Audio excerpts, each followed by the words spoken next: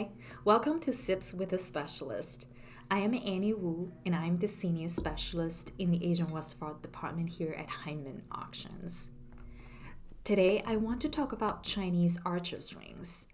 I have this group of beautiful arches rings currently sitting on my desk in my office.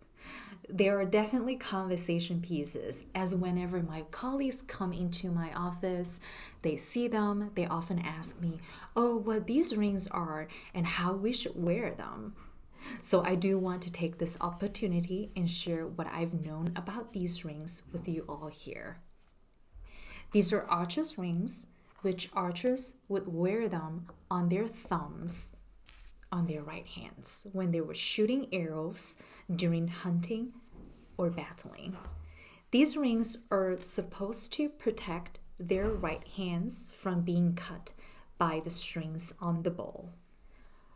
Archers' rings have a long history in China, starting from the Shang Dynasty, 17th century BC, to early 20th century AD.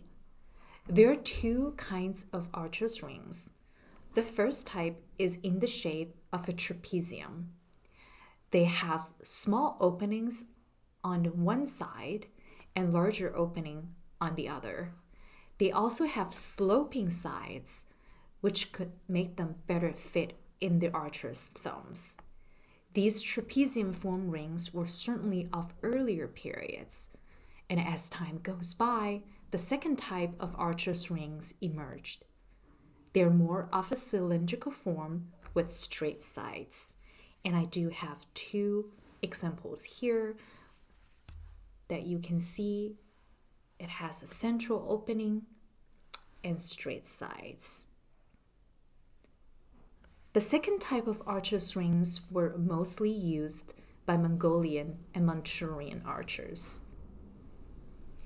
Of course, archers' rings were very practical and useful during hunting and battling. When time entered Qing Dynasty, particularly later Qing Dynasty, archers' rings were often used as jewelry and part of the decoration. Archers' rings are made of all different kinds of materials. The earlier ones were usually made of bone and jade. Later, and especially during Qing Dynasty, archers' rings, which were made of more expensive and precious materials, started to appear. We see archers' rings that are made of bone, ivory, rhinoceros horn, nephrite jade, which I have an example here, and jadeite, which I also have an example here, rock crystal, and other semi-precious stone. The last question we have here is how we can clean and preserve these rings. Well, we do not usually need to clean these rings, but if you're really looking for an advice for ivory and bone examples, I would recommend using leather. For hard stone examples, we could use a damp cloth. The best way to preserve these rings is to place them in a concealed box.